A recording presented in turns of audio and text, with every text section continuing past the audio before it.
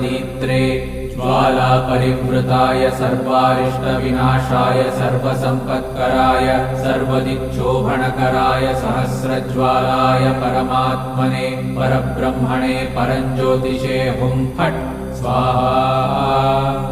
ॐ श्रीं ह्रीं ऐं क्लीं कृष्णाय गोविन्दाय गोपीजनवल्लभाय पराय परमपुरुषाय परमात्मने परकर्म मंत्र यंत्र तंत्रौषधास्त्र शस्त्राणि संहर संहर मृत्योर्मोचय मोचय आयुर्वर्धय वर्धय क्षिप्रारोग्यं च कुरु कुरु सर्वकार्यसिद्धिं कुरु कुरु।